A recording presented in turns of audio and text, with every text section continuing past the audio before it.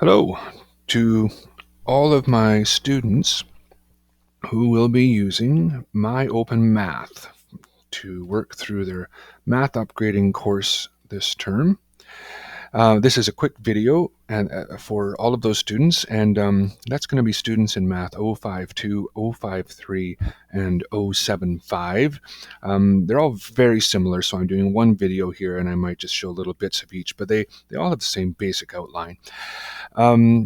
Very quickly, the course that the section of the course that you have enrolled in is what is called online, self-paced, and asynchronous. Online, of course, means that we're not meeting in person. It's all done remotely, so you're probably working from your home on a laptop or a computer of some kind. Self-paced, exactly what it sounds like. So this is not a course where there are imposed deadlines, test dates, a set date where you have to finish. You work through the materials at whatever pace works best for you, and for some that means moving a little slower than they might traditionally move through the material. And for others, that can often mean moving quicker through the material. Both of those are really great advantages. Because in a regular paced course, if you're not able to keep up, if you have, a busy life going on with work or family commitments, and you have to, you can't do any work for a week or so, often that's going to be a nail in the coffin in a paced course, and students often just never recover from that. But in a self-paced course, you just come back to it as you're able and continue to work ahead. And again, the big advantage with being able to work faster than traditional paced class might be is sometimes students have quite a few upgrading courses to work through, and they're kind of hoping to get done faster than one course per term. So you can actually work through the courses at a faster pace if you are able, and get your upgrading done faster. So both those are great advantages.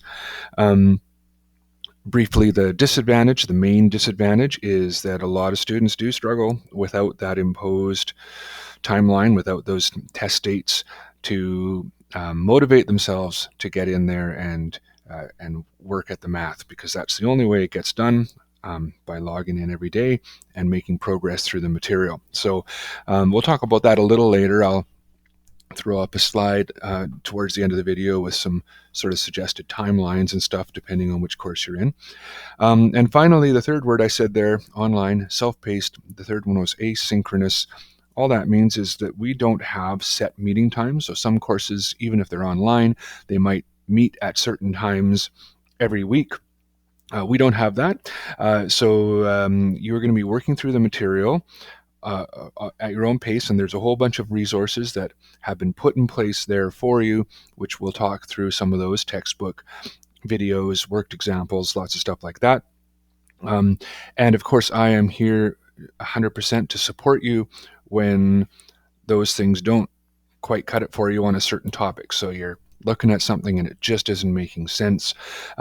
We can meet video meetings, to go through certain things, or some people just like to email me off questions when they run into them, and I reply with some explanation and some worked examples, and that often does the trick. Whatever is going to work best for you that way. Some people I'm in quite regular contact with, and that's great. Others sort of say, hey, I'm fine, I'm going to work through stuff, and when I run into a problem, I'll let you know, and that's also fine. So that's sort of how this course is going to look as you go through it. Let's see, just reading through my notes here. Yeah, so we're going to go over the course outline here and very quickly just scan through it. This is probably the only time you're going to look at the course outline here at the beginning of the course. Right at the top here, probably the most relevant thing for you is this contact information.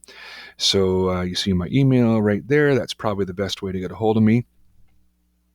And this is from a prior term, so don't look at the office hours and my location and stuff. Also, though, there we go. This link right here, whereby.com/teachertim. If we do have any video meetings throughout the term, that will be where they are. So make note of that. Maybe you want to bookmark it or something.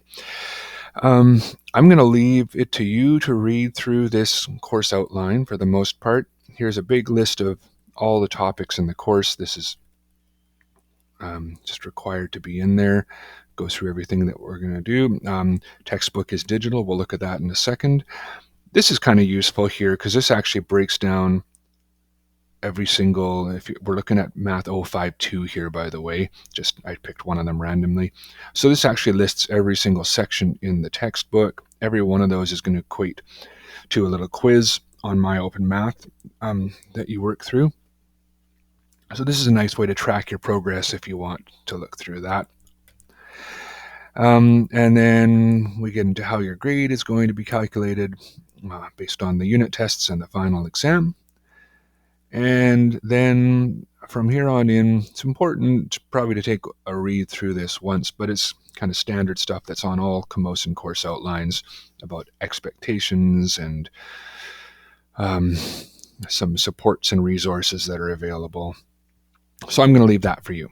So there's the course outline in a nutshell. Yeah, so the first thing you're going to have to do, if you do not already have a MyOpenMath account, is you're going to have to create one. So here, I will have emailed this to you. If you don't feel like you've gotten this from me yet, then let me know, and I'll get it to you right away. Assuming you don't yet have a MyOpenMath account, this is how you create one. You will follow these steps. You can see I've blacked out the specific course ID and enrollment key so no one gets confused. So look at the one that I will send you in the email for that information. So create yourself an account, join our online class, and then you should be able to see all the information for the course once you've done that. And if you already do have a MyOpenMath account, then you just log in as you normally would and ask to join, enroll in a new class. You see right there, and same thing, take the course ID and the enrollment key that I will send you in an email. So once you have gotten yourself set up, and let me know if you have any trouble getting your MyOpenMath account going, then you will log in. And this, I've already logged in here. I've got a fake student created. So you log in and you can see this particular student. I've enrolled in all three, 052, 053, and 075.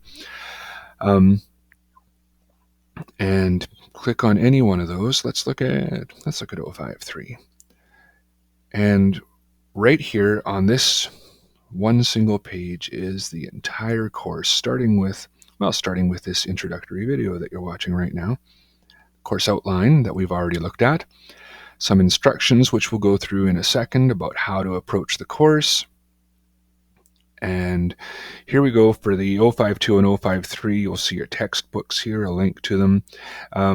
There are actually two textbooks for those courses. You start with the basic review, and then you move into this intermediate algebra 2. So if I were to open this up,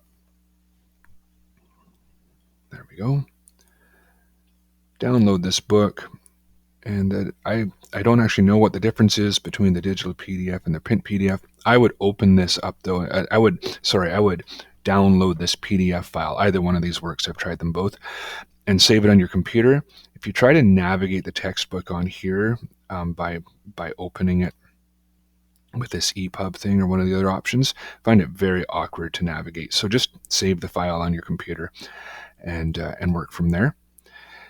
In 075, let me just skip over there for a second so you can see. In Math 075, same idea, except instead of at the beginning downloading the whole textbook, I've actually separated it by unit. So in every single unit, Unit 1 textbook download right there. Same idea. And it's going to take a second to load. Let's not go through all that. I've already opened one here. So there's the Chapter 2 textbook. So for Math 075, every single chapter is a separate file. Let's go back to 053 since that's what we were looking at. textbooks. There is some supplementary videos here, which you are welcome to make use of if you want. So here on this website, some videos have been put together. There's Math 052, there's Math 053, and if you look down below, you see videos organized by each unit. So here, if we go to Unit 2, for example, there, by unit and by section. So videos on each of those sections. Those you might find helpful to click on when you're working through the textbook and you're not sure about something. And carrying on. Then we get into the material. So if you look here, the entire course is all on this one page. And each of the chapters you click, and you open up, and there you're going to work through those sections one at a time. And we'll look at what that looks like in a second. When you finish chapter 1, off you go to chapter 2 and do the same thing. When you get to these spots where there's a test, you would rate that test. Okay, just looking through. Yeah, so if we look at how to approach a unit, if we come back here to these instructions, basic idea is you are going to work through those little quizzes on here that we just showed, but probably the first thing you want to do in each unit is look at that textbook.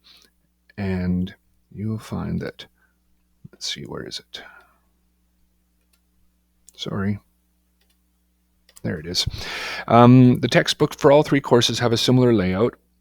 What you will find in each chapter is tells you what you're going to learn in the chapter.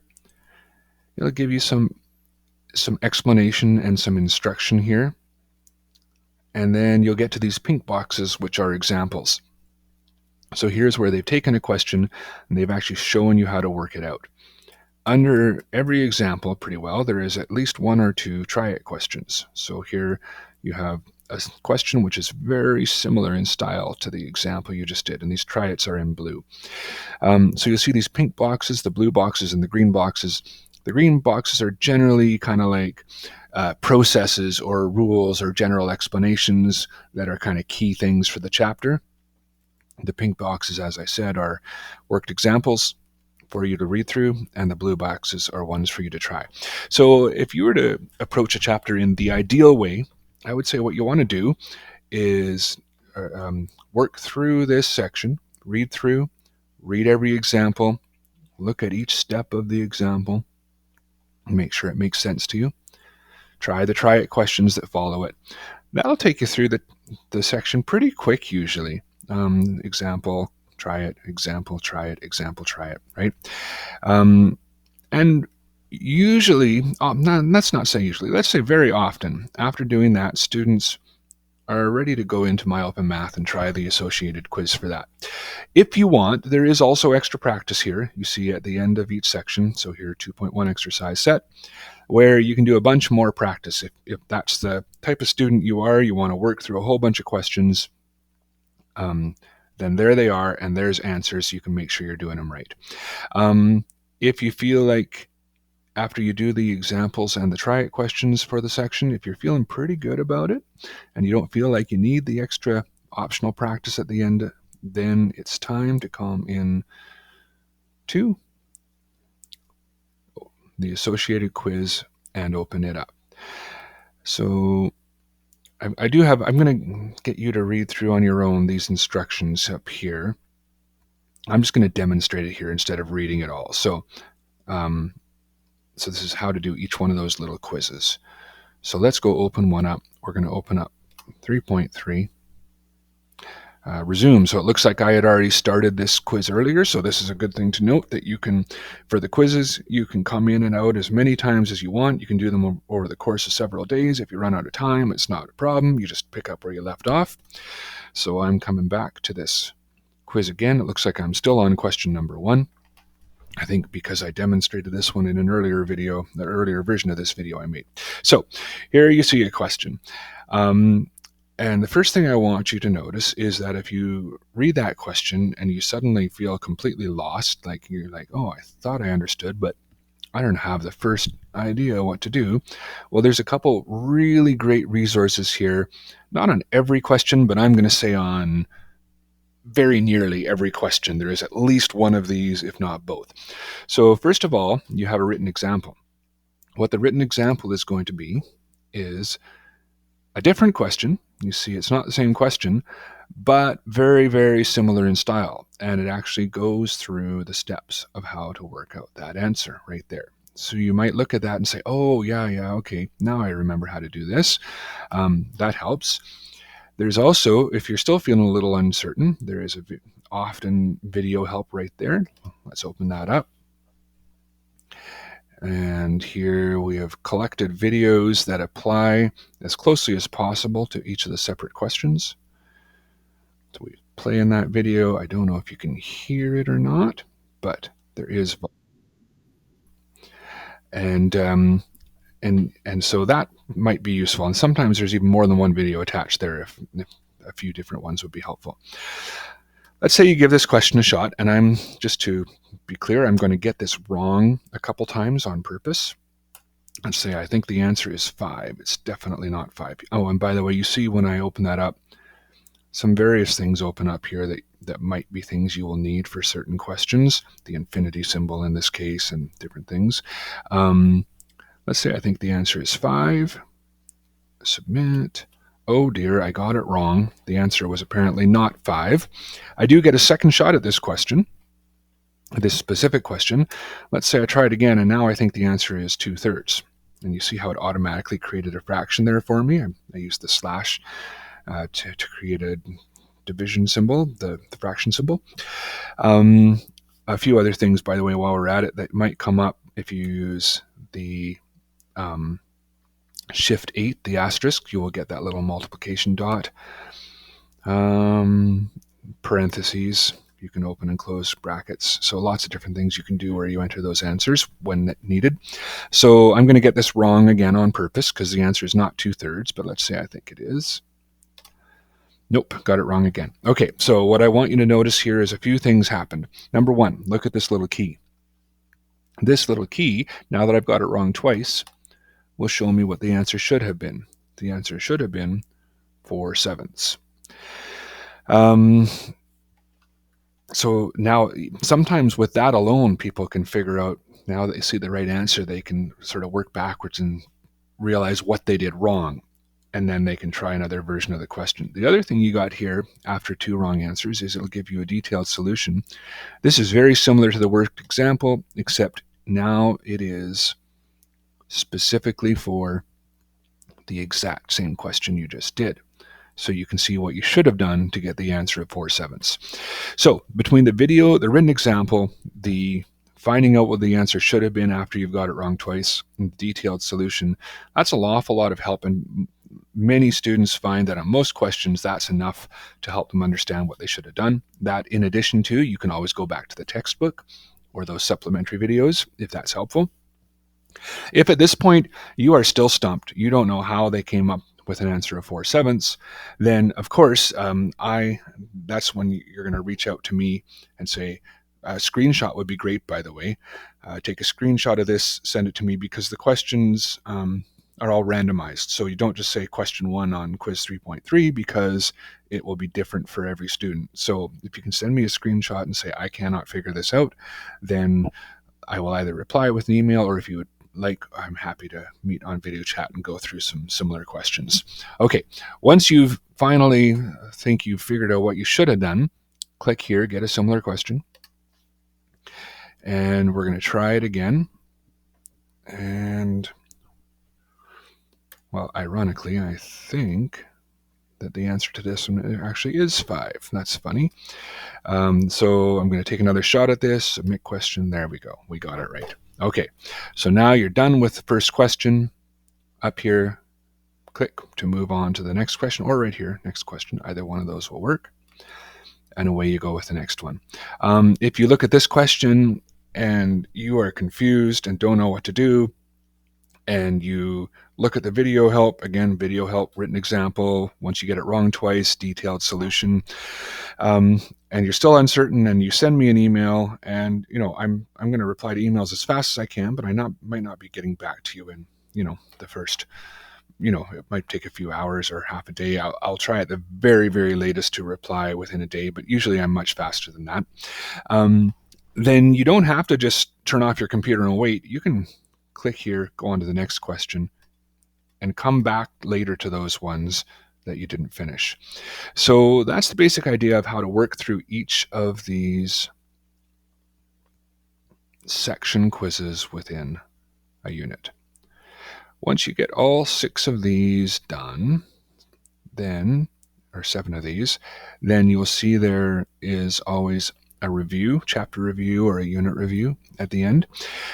This is going to be a bigger one with more questions, but it is really prepping you for the chapter test.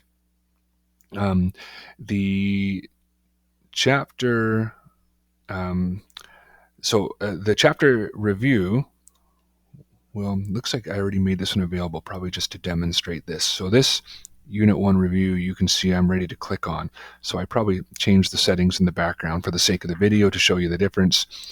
There's a chapter that has been released to this student, and they're ready to write it. Down here you see the Chapter 4 test is grayed out. That is because it is not yet available, and that's because you need to complete the chapter review. And for Math 052, 053, you have to get at least 50% on that review before the test becomes available. For 075, I believe I've set that to 75%.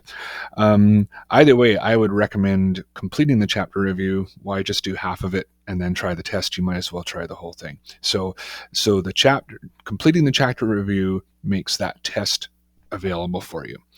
When it is available and you write that test, you do get 2 attempts at each test. Also important to know that when you do the test, you want to have some blank paper with you and show all of your work on that paper, and then email that. So take pictures or scan of that rough work and email it to me when you're done the test. Bunch of reasons for that. Number 1 is it lets me know you've done a test so I can go take a look.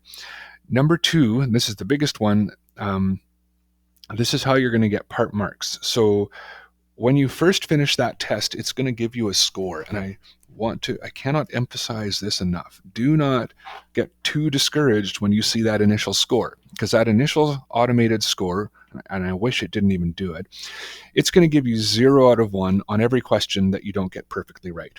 So let's say the answer is -5, and you made a little mistake and you put in an answer of +5. Well, probably when I look at that, I'm going to see that you clearly knew what you're doing, and you just made a little mistake and missed that negative sign. And so I'm going to go through every question that you got wrong, and I'm going to add in part marks. And so for something like that, I'm probably going to give you 0.5 out of 1, maybe even more than that, depending. I can do that often just by looking at your answer. I can tell what you did wrong.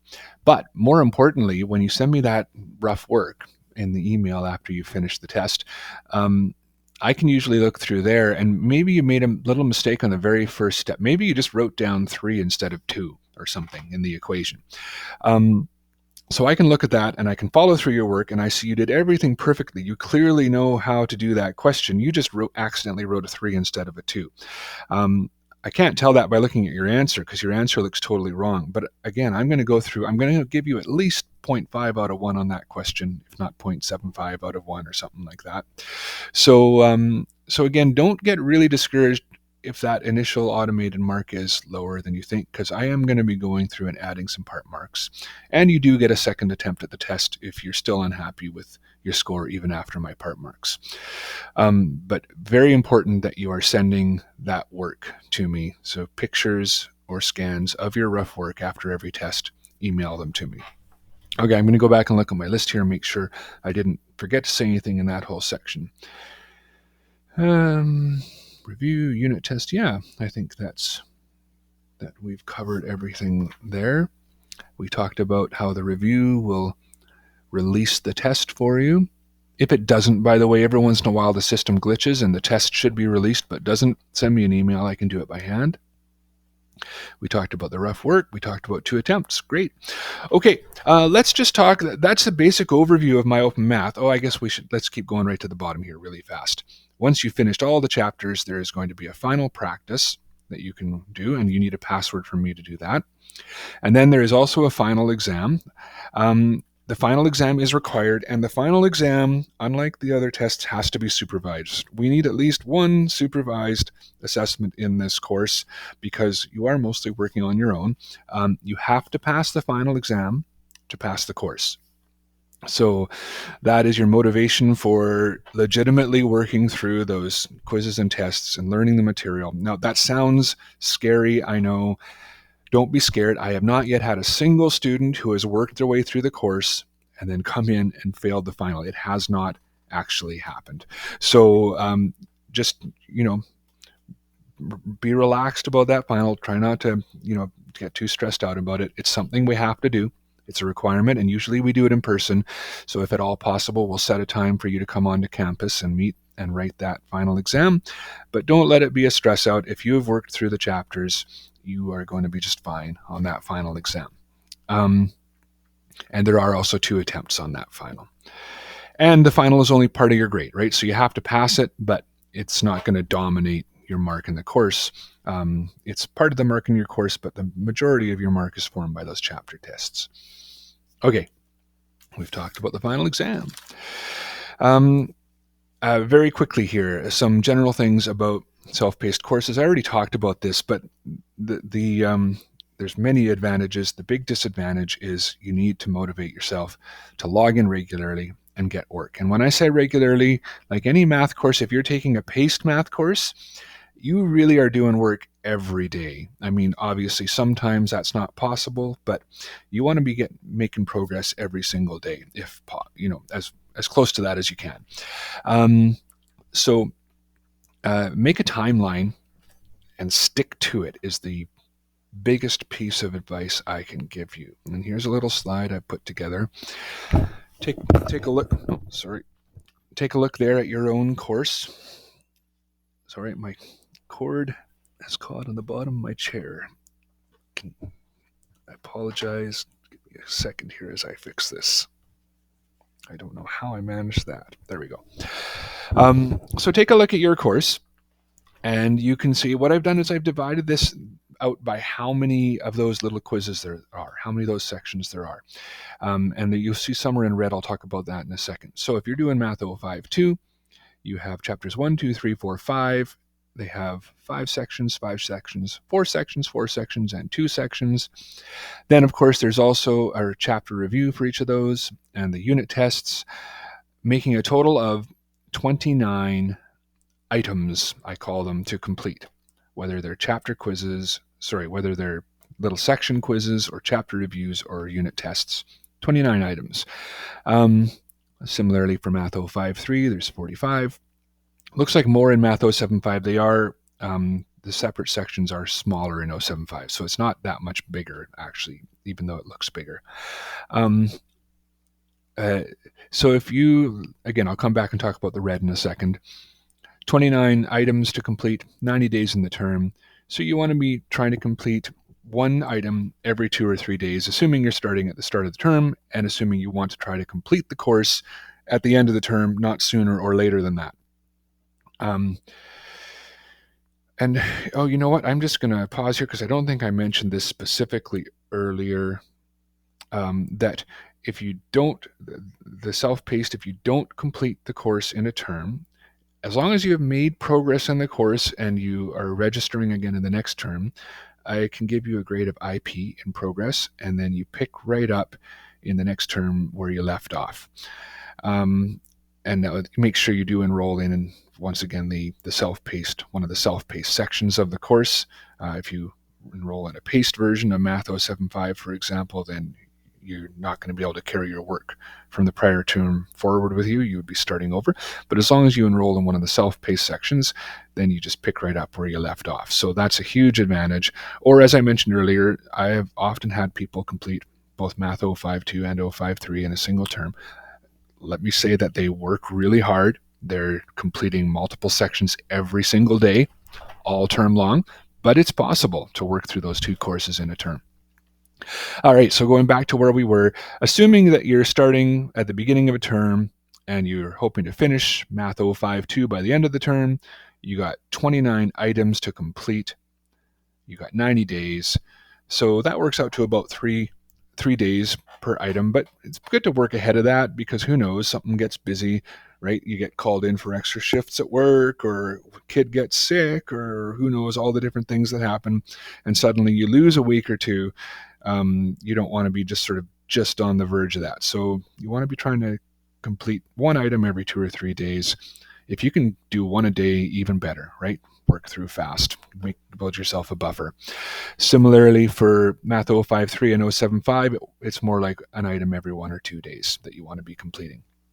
Or another way you can think about it is, if you look at how many chapters or units there are, for all 3 of them, really, if you can complete a unit every 2 weeks, then you are going to be able to finish the course within the term.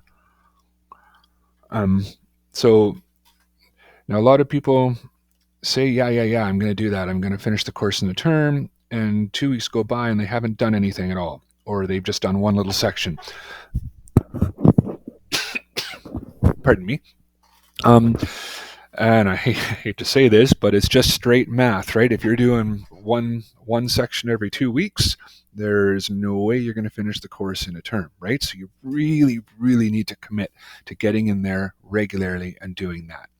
And it's easy to fall into this trap, and it happens quite often, where a student runs into something they're making great progress, but they run into something they don't understand. They turn off the computer.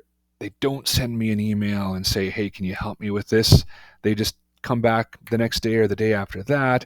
They look at it and they're like, oh yeah, this thing, I just don't get that. I don't want to do it right now. Long day at work. There's tons of reasons. They're all legitimate. They're very legitimate reasons. You're right. You're all adults. Things are happening. But if you want to finish this, you can't take that. You can't do that when you run into something that's causing you some trouble. And a few days turns into a few weeks.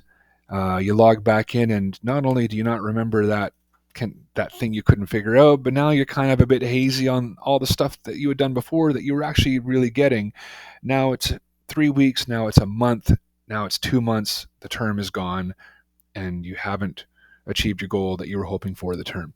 So you got to get in regularly, get work done, and as soon as you run into a problem, contact me for extra help. If the resources that are on there don't clear it up for you, get in touch with me. Get the help that you need to get over that speed bump and on to the next thing. Very quickly, here are the red things I keep promising I'll talk about. A couple things reasons I put them in red.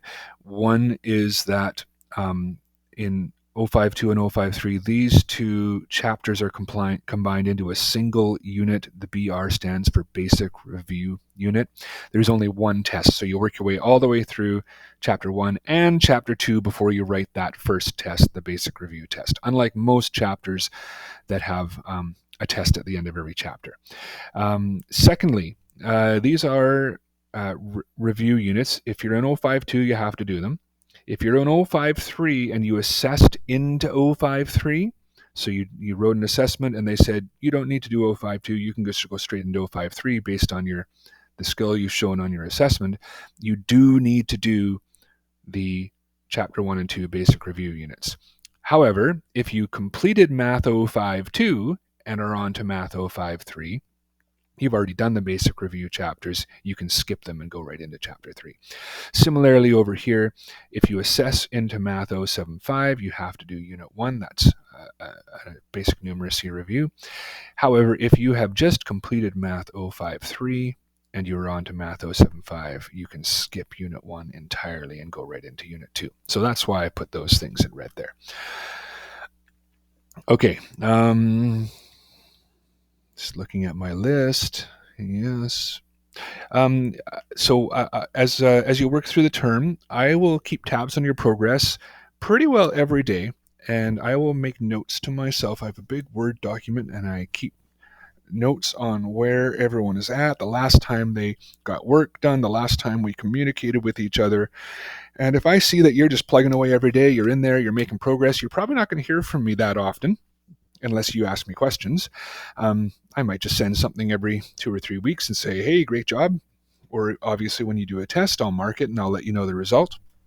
Um, uh, if you aren't in for a few days or for a week, you're probably not going to hear from me because I know you're all adults, and as we said before, you're working jobs, you have children, you have family commitments, you have aging parents, all who knows, all kinds of different how people are go through. They have to move during the term, all kinds of stuff. So if I see you're not in for a week or so, I'm going to make note of it, but I'm just going to leave it. I'm not going to bug you too much. But after 10 days or 2 weeks, you're probably going to hear from me, and I'll just sort of say a gentle, hey, I just wanted to check. I know you're probably just busy, but is there anything that you ran into in the math that I can help with? Can I help you get started again? Because really, I mean, I would love to see every one of you get a course done, work towards. I know you all are here for a reason, and that's why I actually love teaching this upgrading. I taught math for close to 30 years, most of that in high school until the last few years. But I just love the Camosun atmosphere, the upgrading, because everyone has a goal, right? Most people have identified a program. They've been told you need to upgrade your math, and they have a reason to be here, and they want to succeed, and I want to help you succeed. So I just love it when we can get people through courses.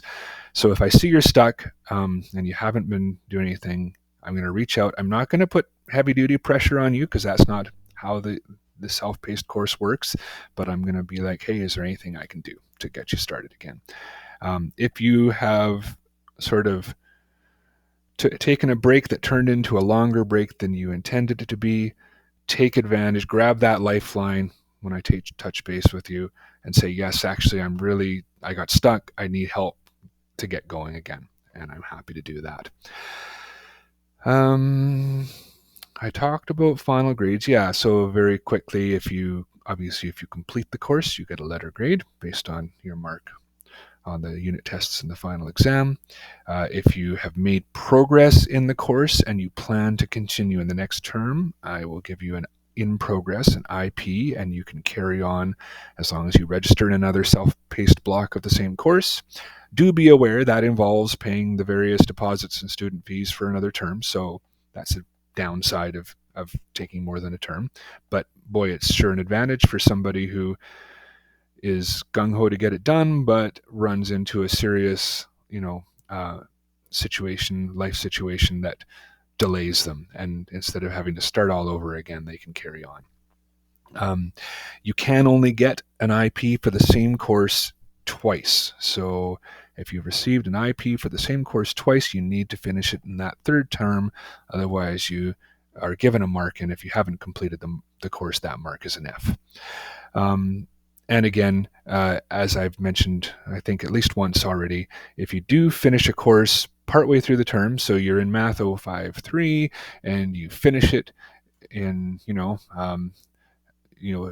2 months, 2.5 months into the course, and you want to go on to Math 075 or 072, then you can do that right away. We give you a grade in the course, and we just transfer you into the next course, and you begin working on it. So again, that's a huge advantage. So I think that's all for now. I talked probably a little longer than I meant to, but your next steps are to get yourself set up on MyOpenMath and start to work through that material, and let me know when you need some help. Okay, have a great day, and we will talk to you soon.